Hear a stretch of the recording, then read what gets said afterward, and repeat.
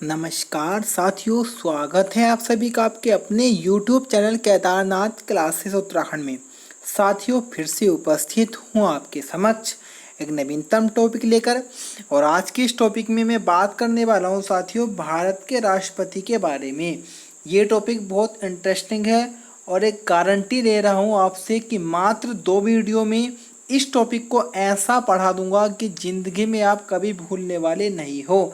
इससे पहले मैंने महान्यायवादी की वीडियो बनाई थी, उस पर भी आपने बहुत सारा अपना प्यार दिया था और मुझे बहुत अच्छा लगता है और मैं मोटिवेट होता हूँ जब आप लोग कमेंट्स करके बताते हैं। तो इस वीडियो को भी देखें।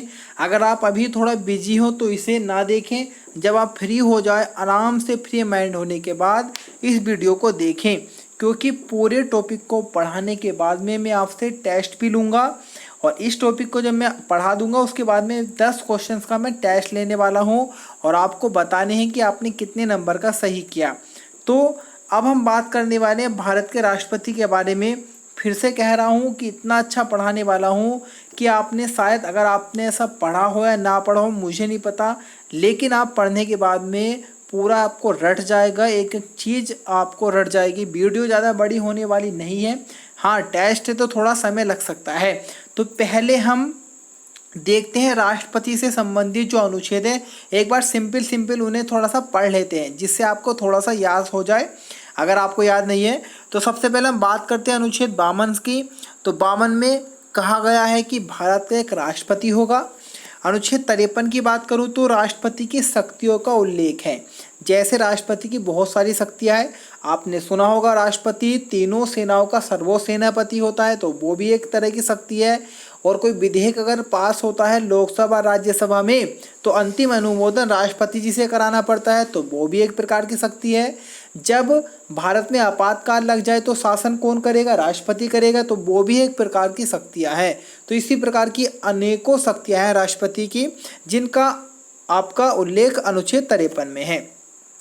अनुच्छेद 54 की बात कर लूँ तो इसमें बताया गया है कि राष्ट्रपति का जो निर्वाचन होगा या चुनाव होगा उस चुनाव में कौन कौन भाग लेंगे, अर्थात अनुच्छेद 54 में राष्ट्रपति के निर्वाचन मंडल का उल्लेख है। अनुच्छेद 55 की बात करूँ तो इसमें कहा गया है कि जो राष्ट्रपति का चुनाव होगा उसकी प्रक्रिया क्या होगी या किस विधि से वह चुनाव होगा, अर्थात राष्ट्रपति के चुनाव की रीति या प्रक्रिया का वर्णन अनुच्छेद 55 में है। 56 में अगर मैं बात कर लूँ तो अनुच्छेद 56 में कहा गया है कि जो राष्ट्रपति की आपकी पदावधि है यानी कि कार्यकाल, कितने वर्ष तक राष्ट्रपति अपने पद पर रह सकता है उसका उल्लेख है अनुच्छेद 56 में। 57 में बात कर लूँ तो 57 में बताया गया पुनः निर्वाचन, अर्थात भारत में राष्ट्रपति का पुनः निर्वाचन हो सकता है। जैसे कि अगर एक बार को राष्ट्रपति बन गया तो अगली बार भी वह चुनाव में भाग ले सकता है। कुछ 58वां अनुच्छेद आपको बताता है कि राष्ट्रपति की योग्यताएं क्या होंगी, अर्थात ऐसा नहीं है कि कोई भी व्यक्ति एकदम से चुनाव लड़ लेगा, कुछ उसकी योग्यताएं हैं जो अनुच्छेद 58 में दर्शाई गई है। 59 की मैं बात कर लूँ तो अनुच्छेद 59 में राष्ट्रपति के वेतन और भत्ते हैं। अनुच्छेद 60 में राष्ट्रपति की शपथ है। 61 में महाभियोग है। 62 में ऐसा दिया गया है कि कभी राष्ट्रपति का पद रिक्त हो जाए, जैसे कि राष्ट्रपति त्यागपत्र दे दे या राष्ट्रपति जी का देहांत हो जाए, तो ऐसी स्थिति में उसके पद को भरने की या पद उसका रिक्त रहे उसकी जगह कौन बन सकता है राष्ट्रपति, उसका उल्लेख है। अनुच्छेद 71 में कहा गया है कि अगर राष्ट्रपति के चुनाव में किसी प्रकार का विवाद हो जाए तो उसका अंतिम निपटारा सुप्रीम कोर्ट करेगा, जिसका उल्लेख अनुच्छेद 71 में है। अगर मैं 72 की बात कर लूँ तो ये वास्तव में एक प्रकार की राष्ट्रपति की शक्ति के अंतर्गत आएगा, जो कि शक्ति है क्षमादान की शक्ति, जो अनुच्छेद 72 में है। 108 की मैं बात कर लूँ तो ये भी एक प्रकार की राष्ट्रपति की शक्ति है, जैसे संयुक्त अधिवेशन इसके अंतर्गत बुलाया जाता है। तो ये तो थे आपके अनुच्छेद। यहाँ से 3 से 4 क्वेश्चन बनेंगे टेस्ट में, तो इन्हें एक बार आप दोबारा से वीडियो वापस करके अच्छे से देख लें। तो उम्मीद है थोड़ा आपको समझ आया होगा। अब हम बात करते हैं राष्ट्रपति के बारे में। तो सबसे पहले जो मैंने यहाँ पर लिया है पॉइंट, वह लिया है मैंने योग्यताएं के बारे में, जिसका उल्लेख अनुच्छेद 58 में है। मैं आपसे बता चुका हूँ, अर्थात भारत के राष्ट्रपति बनने की योग्यता क्या क्या है। सबसे पहली योग्यता है कि वह भारत का नागरिक हो। दूसरी योग्यता है उसकी 35 वर्ष की आयु हो गई हो। उसके बाद में जो अन्य योग्यताएं हैं वह 50 मतदाताओं द्वारा प्रस्तावित और 50 मतदाताओं द्वारा अनुमोदित हो। अर्थात ये कोई नॉर्मल व्यक्ति नहीं, यानी कि विधायक और सांसद की राष्ट्रपति का चुनाव वही लड़ेगा जिसके साथ कम से कम 50 विधायक उसको प्रस्ताव उसका रखें और 50 विधायक उसको अनुमोदन उनकी हाँ में हाँ कर दे या एक प्रकार से मोहर लगा दे। ऐसा व्यक्ति भारत का राष्ट्रपति का चुनाव लड़ सकता है। साथ ही साथ 15,000 रुपये इसकी जमानत राशि है। तो ये राष्ट्रपति की योग्यताएं हैं। अगर आपके अंदर ये सब योग्यताएं हैं तो आप भी भारत के राष्ट्रपति का चुनाव लड़ सकते हैं। ऐसा नहीं है कि आप कोई भी नहीं लड़ेगा। अगर उसके पास 50 मतदाताओं द्वारा वह प्रस्तावित है और 50 मतदाताओं द्वारा अनुमोदित है और उसकी 35 वर्ष की आयु है और भारत का नागरिक तो होगा ही और 15,000 की वो जमानत राशि दे दे, तो ऐसा व्यक्ति भारत के राष्ट्रपति का चुनाव लड़ सकता है। ये अगर मैं बात करूं मतदाताओं और अनुमोदित वालों की, तो पहले ये थोड़े कम होते थे। अगर मैं बात करूं कि शुरू में इनकी संख्या कितनी थी, तो शुरू में मात्र 10 प्रस्तावक और 10 अनुमोदन या अनुमोदित रखे गए थे, लेकिन 1997 में इसे बढ़ाया गया था। और जमानत राशि भी अगर मैं बात करूं तो 2,500 रुपये थी पहले, लेकिन वर्तमान में कितनी है 15,000। तो उम्मीद है ये आपने समझ लिया होगा। इससे टफ कुछ नहीं है, योग्यताएं अनुच्छेद 58 में है, सिंपल सा है, 2 से 3 बार देखेंगे याद हो जाएगा। दूसरा पॉइंट है राष्ट्रपति का निर्वाचक मंडल, यानी कि जो राष्ट्रपति है उसके चुनाव में कौन कौन भाग ले सकते हैं। ऐसा नहीं है कोई भी जाके भाग ले लेगा। अरे भाई आपने कभी राष्ट्रपति को वोट दिया है क्या? नहीं दिया ना। तो आम जनता नहीं चुनती है राष्ट्रपति को, कौन कौन चुनते हैं उन्हें ही अब हम पढ़ेंगे। तो पहले देख लेते हैं राष्ट्रपति का जो निर्वाचक मंडल है किस अनुच्छेद में इसका वर्णन है, 54 में। अब भाई भाग कौन कौन लेगा? आपके लोकसभा, राज्यसभा, विधानसभा प्लस दिल्ली और पांडिचेरी के सदस्य, और वो भी कैसे? निर्वाचित, अर्थात जिन्होंने चुनाव लड़ा हो। ऐसा नहीं कि मनोनीत भी भाग ले लेंगे। जैसा आपको पता है कि राज्यसभा में 12 सदस्य मनोनीत होते हैं, लोकसभा में 2 होते हैं और प्रत्येक विधानसभा में 1 मनोनीत होता है। तो राष्ट्रपति के चुनाव में कौन कौन भाग लेंगे? मनोनीत को ही नहीं आएगा, कौन आएंगे? सिर्फ निर्वाचित आएंगे जिनका निर्वाचन हुआ हो। कहाँ से आएंगे? लोकसभा से, राज्यसभा से, विधानसभा से और साथ ही साथ दिल्ली और पांडिचेरी के सदस्य। यानी कि क्यों आते हैं यहाँ से? क्योंकि केंद्र शासित प्रदेशों में दिल्ली और पांडिचेरी में ही विधानसभा देखने को मिलती है। लेकिन पहले इन्हें ये अधिकार नहीं था। ये अधिकार इन्हें 70वें संविधान संशोधन जो कि 1992 में हुआ था, इस समय इन्हें अधिकार मिला है। तो बहुत बार क्वेश्चन आ चुका है कि राष्ट्रपति के चुनाव में भाग लेने का अधिकार दिल्ली को या पांडिचेरी को किस संविधान संशोधन से मिला? तो 70वें संविधान संशोधन 1992 के द्वारा। सिंपल सा निर्वाचक मंडल हमने समझ लिया है ना। अब हम देखते हैं राष्ट्रपति के निर्वाचन की रीतियाँ, अर्थात वह कौन कौन से नियम या प्रक्रिया हैं जो राष्ट्रपति के चुनाव में फॉलो किए जाते हैं। तो सबसे पहले इस निर्वाचन की रीति का उल्लेख अनुच्छेद 55 में है। पहला क्या है? अप्रत्यक्ष निर्वाचन प्रणाली से राष्ट्रपति का चुनाव होता है। अब भाई अप्रत्यक्ष निर्वाचन प्रणाली क्या है? तो भारत में चुनाव की 2 प्रकार की प्रणाली है, एक होती है प्रत्यक्ष और एक होती है अप्रत्यक्ष निर्वाचन प्रणाली। तो प्रत्यक्ष निर्वाचन प्रणाली क्या है? वह प्रणाली जिसमें जनता सीधे उम्मीदवार को मत दे। जैसे कि विधायक का चुनाव है, आप अगर वोट डायरेक्टली डालोगे तो आपके एमएलए को गिरेगा, या फिर आपका प्रधान का चुनाव है तो आप किसे डायरेक्ट वोट डालते हो? अपने प्रधान को, और डायरेक्ट मोहर किसे लगती है? प्रधान को जाकर। तो ऐसे चुनाव जिसमें डायरेक्ट जनता का मत उम्मीदवार को गिरे वह कैसी होगी? प्रत्यक्ष। और अप्रत्यक्ष क्या होती है? अप्रत्यक्ष निर्वाचन प्रणाली वह होती है जिस चुनाव में जनता द्वारा चुने गए प्रतिनिधि अगले उम्मीदवार को क्या दे? मत दे। जैसे आपने चुना सांसदों को और विधायक को, और उन्होंने किसे चुन दिया? जाकर राष्ट्रपति को। तो राष्ट्रपति के चुनाव में अप्रत्यक्ष निर्वाचन प्रणाली का प्रयोग किया जाता है।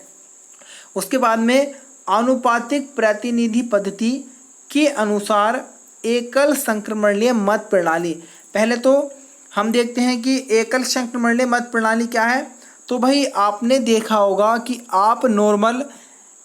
आप समझिएगा, आपने ग्राम प्रधान के चुनाव में वोट दिया, आपके 3 कैंडिडेट खड़े हैं, तो आपने क्या काम किया कि अगर आपको दूसरा कैंडिडेट अच्छा लगा घनश्याम जी, तो आपने घनश्याम जी को वोट दिया और आप घर वापस आ गए।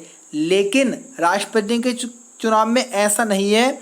राष्ट्रपति के चुनाव में अगर 3 उम्मीदवार हैं तो आपको 3 के 3 को मत देना पड़ेगा। 4 है तो 4 को देना पड़ेगा, 5 है तो 5 को देना पड़ेगा। अब कैसे देना पड़ेगा, ऐसा समझिएगा कि आपको सबसे अच्छा इन 3 में जो कैंडिडेट लगा वह दूसरा लगा, तो आपने इसे पहली चॉइस दे दी।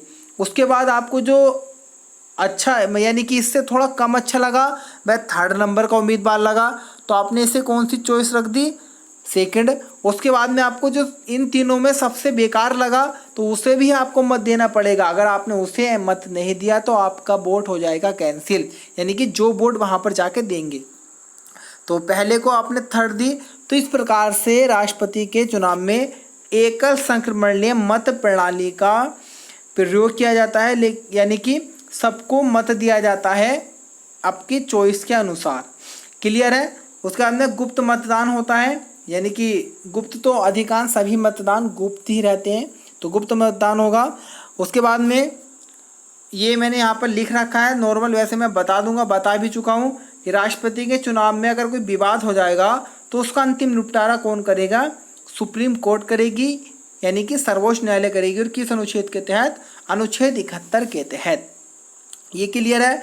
उसके बाद में राष्ट्रपति की पदावधि की हम बात करें तो कितने वर्ष का कार्यकाल है, क्या है, तो राष्ट्रपति की पदावधि का उल्लेख साथियों अनुच्छेद 56 में है। 5 वर्ष का कार्यकाल होता है सिंपल सा राष्ट्रपति का। उसके बाद में आपके माइंड में क्वेश्चन आएगा, क्या राष्ट्रपति पहले हट सकता है? जी हाँ, बिल्कुल।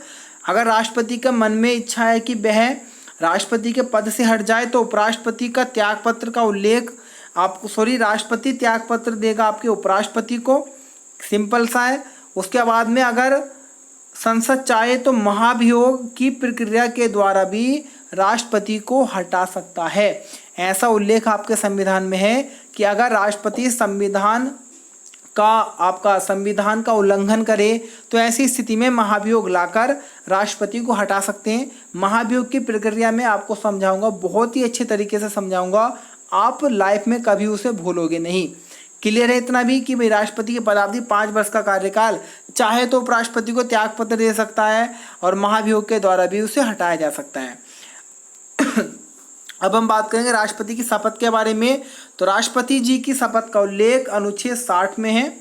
और कौन शपथ दिलाएगा, तो सुप्रीम कोर्ट यानी कि सर्वोच्च न्यायालय का मुख्य न्यायाधीश। लेकिन अगर ये गैर हाजिरी हो तो इनकी जगह सुप्रीम कोर्ट का ज्येष्ठ न्यायाधीश, यानी कि जो वृद्ध या आपका पुराने न्यायाधीश हो, वह राष्ट्रपति जी को शपथ दिला सकते हैं। क्लियर है। अब हम बात कर लेते हैं राष्ट्रपति जी के वेतन और भत्तों के बारे में। तो अनुच्छेद 59 में राष्ट्रपति के वेतन एवं भत्ते दिए गए हैं। और कितना है राष्ट्रपति जी का वेतन, तो अब 5 लाख रुपए हो चुका है, पहले शायद कम था। तो अब फिलहाल 5 लाख रुपए वेतन है राष्ट्रपति जी का। और कहाँ से दिया जाता है, भारत की संचित निधि से ये वेतन दिया जाता है। तो उम्मीद है आपको इतना सब कुछ अभी तक समझ आया होगा। अगर नहीं आया तो वापस जाइए, फिर से देखिएगा, क्योंकि टेस्ट जरूर होने वाला है। चलिएगा बढ़ते हैं हम राष्ट्रपति जी के महाभियोग पर। यह प्रक्रिया बहुत इंटरेस्टिंग है और अधिकांश ये बच्चों को समझ में नहीं आती है, लेकिन गारंटी 101% की आप एक बार इसे देख लें, मात्र 2 मिनट में सारी प्रक्रिया आपको समझ आ जाएगी।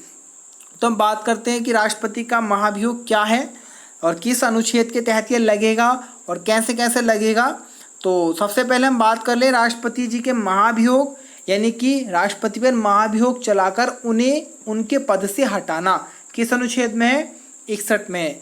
तो पहले से थोड़ा सा पढ़ लें। संविधान का अतिक्रमण करने पर राष्ट्रपति पर महाभियोग चलाया जाता है, जो संसद के किसी भी सदन से शुरू किया जा सकता है। तो आपके अगर मन में डाउट हो कि राष्ट्रपति पर महाभियोग समझ लो ना, उनको हटाने की प्रक्रिया क्या है, महाभियोग है कि किस सदन में आएगी, तो लोकसभा और राज्यसभा कहीं भी इसे लाया जा सकता है। उसके बाद में इस प्रस्ताव की सूचना राष्ट्रपति को 14 दिन पहले देनी पड़ती है। आप किस प्रस्ताव की, अब मैं आपको बता देता हूँ। तो सबसे पहले देखिएगा, समझिएगा, ऐसा समझते हैं हम कि राष्ट्रपति को हटाने के लिए महाभियोग कहाँ से हम ला रहे हैं, राज्यसभा से लाए। तो सबसे पहले हमें क्या करना पड़ेगा कि 1/4 यानी कि कुल, ऐसा समझिए कि कुल राज्यसभा में 4 सदस्य बैठे हैं, तो उसे पहले हमें 1/4 से पास कराना होगा। एक सिंपल सा प्रस्ताव, हमें ऐसा समझे कि राज्यसभा में हमें महाभियोग लाना है, किसके खिलाफ, राष्ट्रपति के। तो एक सिंपल सा हमने प्रस्ताव बनाया और इस प्रस्ताव को 1/4 से पास करा दिया राज्यसभा में। ये पास हो गया। जब ये सिंपल सा पास हो जाए तो हम राष्ट्रपति को सूचना देंगे कि भाई हम तुम्हारे खिलाफ राज्यसभा में महाभियोग ला रहे हैं, और ये जानकारी हमें कितने दिन पहले देनी होगी, 14 दिन पहले, कि भाई हम तुम्हारे खिलाफ महाभियोग ला रहे हैं, आप अपना प्रतिनिधि ले आए, खड़ा कर लें, क्योंकि इसके बाद ये कहाँ जाने वाला है, लोकसभा में। तो उसके बाद में राज्यसभा से पहले हमें, राज्यसभा ने किसी भी सभा में हमें लाए हैं तो वहाँ पर 1/4 से पास कराएं। उसके बाद में 2/3 से हमें प्रस्ताव पास कराना होगा, और ये आपका विशेष बहुमत कहलाता है। अगर हमने शुरू में ये दोनों प्रक्रिया कर ली और यहाँ से राष्ट्रपति के खिलाफ महाभियोग पास हो गया, तो ये कहाँ पर जाएगा, आपके लोकसभा में जाएगा। यहाँ से कहाँ जाएगा, लोकसभा में। और अब यहाँ पर राष्ट्रपति जी खड़े होंगे अपना प्रतिनिधित्व करने के लिए और अपनी बातें बताएंगे लोकसभा के सदस्यों को।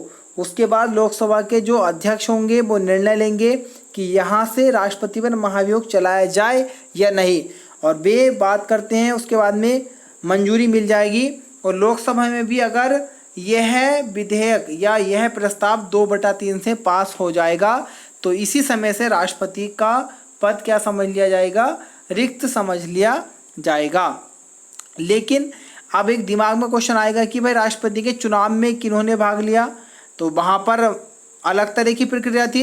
लेकिन जो राष्ट्रपति के महाभियोग में, यानी कि राष्ट्रपति को हटाने की प्रक्रिया में जो सदस्य भाग लेंगे, सदस्य मतदान करेंगे, वह कौन होंगे, तो लोकसभा और राज्यसभा के सभी सदस्य राष्ट्रपति के महाभियोग में भाग लेते हैं। बहुत ही डाउटफुल है।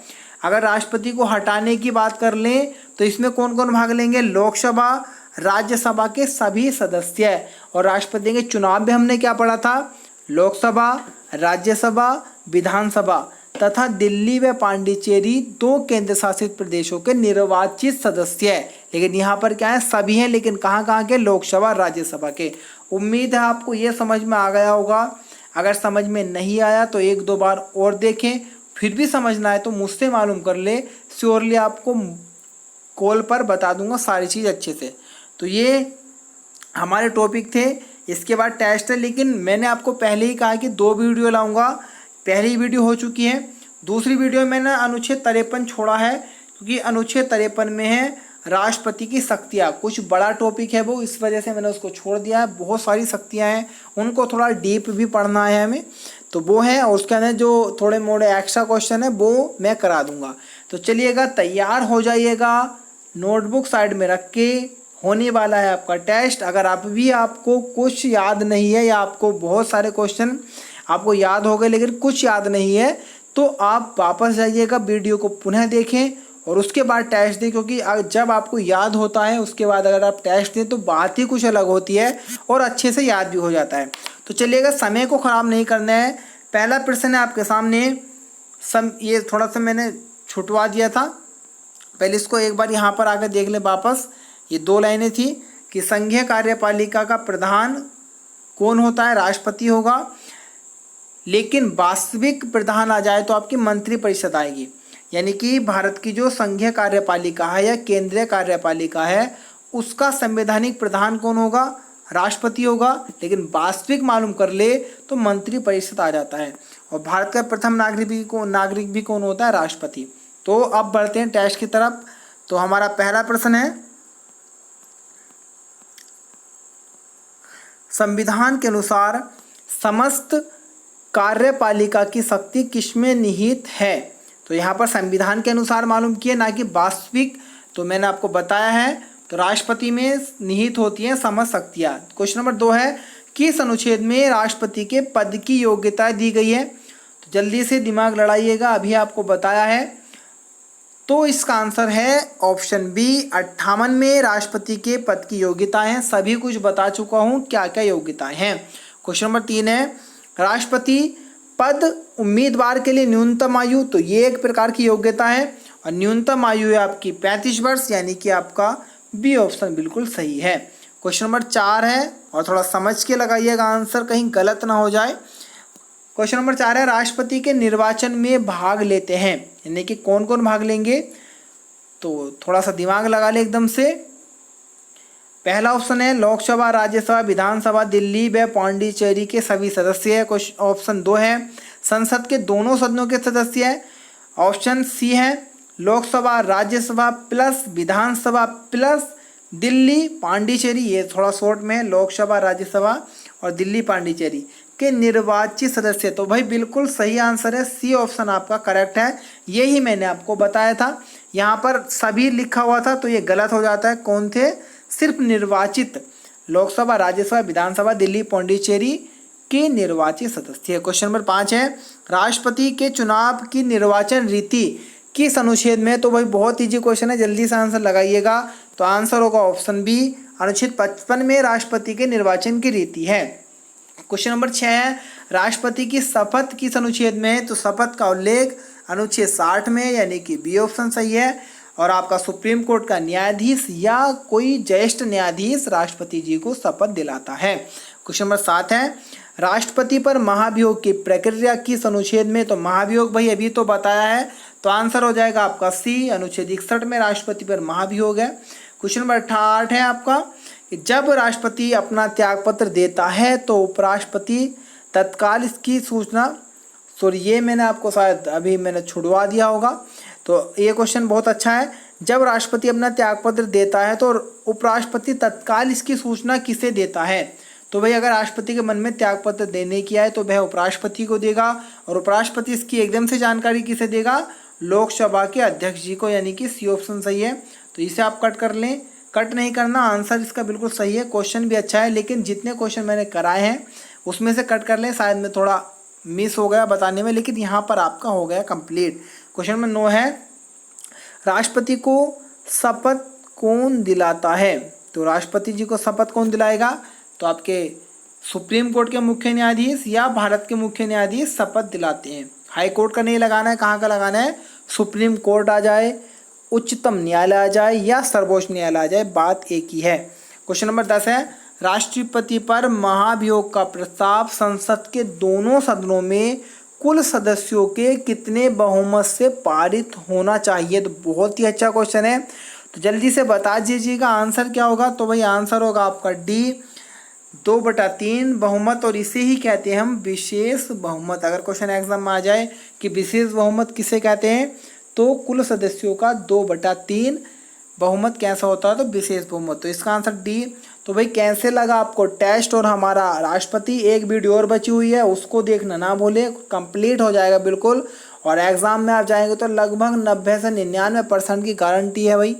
अगर 1% नहीं आया तो वो एक अलग बात है, लक हो जाता है, लेकिन इतना अच्छे से पढ़ा दूंगा। और आप कमेंट्स एक बार कर दें, मुझे बहुत अच्छा मोटिवेशन मिलता है, मोटिवेट होता हूँ मैं जब आप कमेंट्स करते हैं, और आपके बहुत अच्छे अच्छे कमेंट्स आकर बहुत ही अच्छा फील होता है। और मैं डेली ऐसे ही आपके सामने टॉपिक लेकर आऊँगा, संविधान हो या हिस्ट्री हो, और बहुत कम समय में हम उसे कंप्लीट कर लेंगे। तो आज के लिए इतना ही, मिलूँगा कल फिर एक नई वीडियो के साथ। धन्यवाद।